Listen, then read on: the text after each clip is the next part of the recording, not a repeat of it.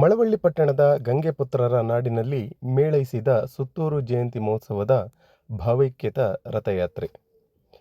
ಪಟ್ಟಣದಲ್ಲಿ ನಡೆಯುತ್ತಿರುವ 1066ನೇ ಸುತ್ತೂರು ಜಯಂತಿಯ ಅಂಗವಾಗಿ ಮಳವಳ್ಳಿ ಪಟ್ಟಣದ ಪೇಟೆ ಗಂಗಾಮತ ಬೀದಿಯಲ್ಲಿ ಶನಿವಾರ ಸಡಗರ ಸಂಭ್ರಮದಿಂದ ನಡೆದ ಜಯಂತಿ ಮಹೋತ್ಸವದ 5ನೇ ದಿನದ ಭಾವೈಕ್ಯತ ರಥಯಾತ್ರೆ ಕಾರ್ಯಕ್ರಮವು ನೋಡುಗರ ಕಣ್ಮನವನ್ನು ಸೆಳೆಯಿತು.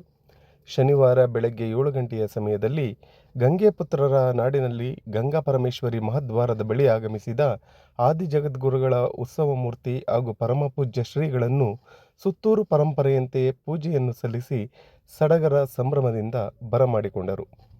ಭಾವೈಕ್ಯತಾ ರಥಯಾತ್ರೆಯು ಗಂಗೆಪುತ್ರರ ನಾಡಿನ ಬೀದಿ ಬೀದಿಗಳಲ್ಲಿ ಕೇರಿಗಳಲ್ಲಿ ಸಂಚಾರ ಮಾಡಲಾಯಿತು. ತಮಟೆ, ವಾದ್ಯ, ವೀರಗಾಸೆ, ಪೂಜಾ ಕುಣಿತ ಸೇರಿದಂತೆ ಅನೇಕ ಕಲಾ ತಂಡಗಳು ರಥಯಾತ್ರೆಯಲ್ಲಿ ಮೇಳೈಸಿದವು. ಗಂಗಾ ಮತಸ್ಥರ ಸಂಪ್ರದಾಯಬದ್ಧ ಆಚರಣೆಯಾದ ಕಂಸಾಳೆ, ದಾಸರ ಪದಗಳು ರಥಯಾತ್ರೆಯ ಸಾಂಪ್ರದಾಯಿಕ ಕಾರ್ಯಕ್ರಮಕ್ಕೆ ನೈಜ ಅರ್ಥವನ್ನು ನೀಡಿದವು.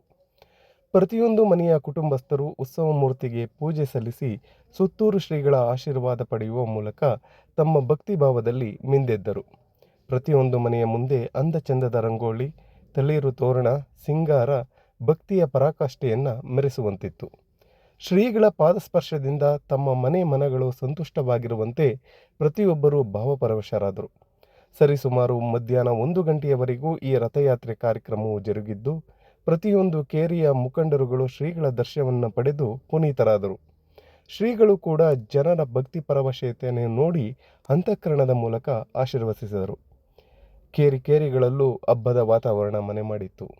ಸುತ್ತೂರು ಶ್ರೀಗಳ ಜೊತೆಗೆ ವಿವಿಧ ಮಠಗಳ ಅರಗುರು ಚರಮೂರ್ತಿಗಳ ನಡಿಗೆ ಭಾವೈಕ್ಯತೆಯ ಹೊಸ ಇತಿಹಾಸವನ್ನು ಸೃಷ್ಟಿಸಿತು. ಸರಿಸುಮಾರು 7 ಗಂಟೆಗಳ ಕಾಲ ಜರುಗಿದ ಈ ರಥಯಾತ್ರೆ ಕಾರ್ಯಕ್ರಮವು ಅಂತಿಮವಾಗಿ ಗಂಗಾ ಪರಮೇಶ್ವರಿ ಸೊಸೈಟಿಯ ವೇದಿಕೆ ಕಾರ್ಯಕ್ರಮದ ಬಳಿ ಆಗಮಿಸಿತು. ಸುತ್ತೂರು ಶ್ರೀಗಳ ದಿವ್ಯ ಸಾನ್ನಿಧ್ಯದಲ್ಲಿ ಸಾತನೂರು ವಿರಕ್ತ ಮಠದ ಶ್ರೀ ನಿಜಗುಣ ಸ್ವಾಮಿಗಳು ಧ್ವಜಾರೋಹಣ ನೆರವೇರಿಸಿ ಸಂದೇಶ ನೀಡಿದರು.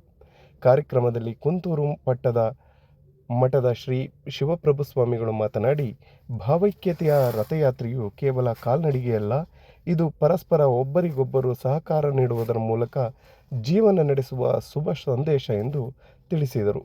ಈ ಸಮಯದಲ್ಲಿ ಮಾತನಾಡಿದ ಮಾಜಿ ಪುರಸಭಾಧ್ಯಕ್ಷರಾದ ದೊಡ್ಡಯ್ಯನವರು, ಸುತ್ತೂರು ಶ್ರೀಗಳು ಕೇವಲ ಸುತ್ತೂರು ಜಯಂತಿ ಕಾರ್ಯಕ್ರಮ ಮಾಡುತ್ತಿಲ್ಲ, ಜಾತಿಗಳ ನಡುವೆ ಇರುವ ವೈಮನಸ್ಸನ್ನು ದೂರ ಮಾಡಿ ನಾವೆಲ್ಲ ಒಂದು ಎನ್ನುವ ಸಮಾಜಕ್ಕೆ ಒಗ್ಗಟ್ಟಿನ ಕೊಂಡಿ ಬೆಸೆಯುವ ಕಾರ್ಯಕ್ರಮ ಮಾಡುತ್ತಿದ್ದಾರೆ ಎಂದು ತಿಳಿಸಿದರು.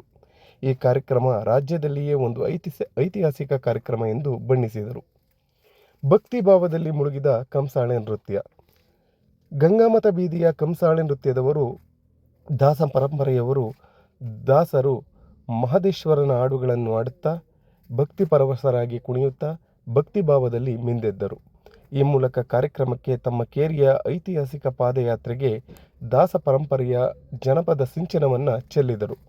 ಕಾರ್ಯಕ್ರಮದಲ್ಲಿ ಕನಕಪುರ ದೇಗುಲ ಮಠದ ಶ್ರೀ ಚನ್ನಬಸವ ಸ್ವಾಮಿಗಳು, ಅರಗುರು ಚರಮೂರ್ತಿಗಳು, ಮಾಜಿ ಶಾಸಕರಾದ ಡಾಕ್ಟರ್ ಅನ್ನದಾನಿ, ಯುವ ಮುಖಂಡ ಯುವರಾಜ್ ನರೇಂದ್ರ ಸ್ವಾಮಿ, ಗಡಿಕುಲದ 100 ಯಜಮಾನರುಗಳು, ಗಂಗಾ ಪರಮೇಶ್ವರಿ ಸಹಕಾರ ಸಂಘದ ಪದಾಧಿಕಾರಿಗಳು, ಬೆಸ್ತರ ಸಂಘದ ಪದಾಧಿಕಾರಿಗಳು, ಸಾವಿರಾರು ಜನರು ಭಾಗವಹಿಸಿದ್ದರು.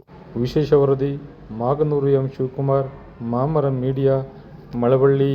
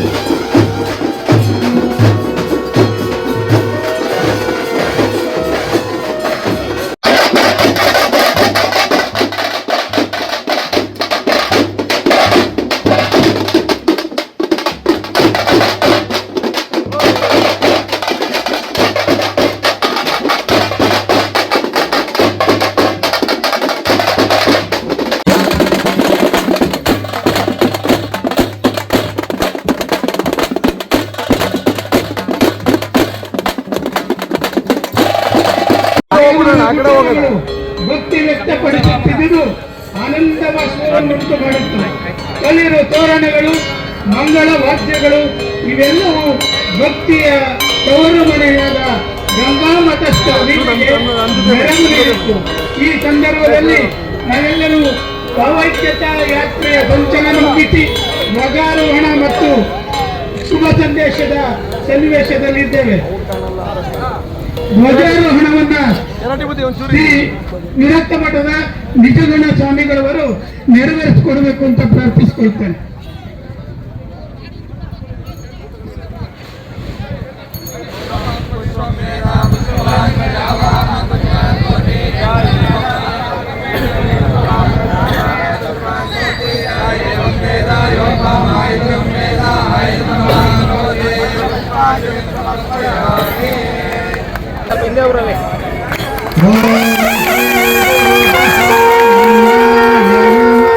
ಒಂದು ಕೆಲಸ ತಗೊಂಡು ಬಂದ್ರೆ ಇನ್ನೂ ಗೌರವ ಹೆಚ್ಚುವಂತ ಕೆಲಸ ಆಗುತ್ತೆ. ಆ ತಾಯಂದಿರುಗಳ ಜೊತೆ ನಮ್ಮ ಕಂಸಾಳೆ ಅವರು ನಾಳೆನೂ ಒಂದ್ ದಿವಸ ನಮ್ಮ ಕೆಲಸನ ಬದುಕೊತ್ತಿ ಕೈಬಿಟ್ಟು ಬರಬೇಕು.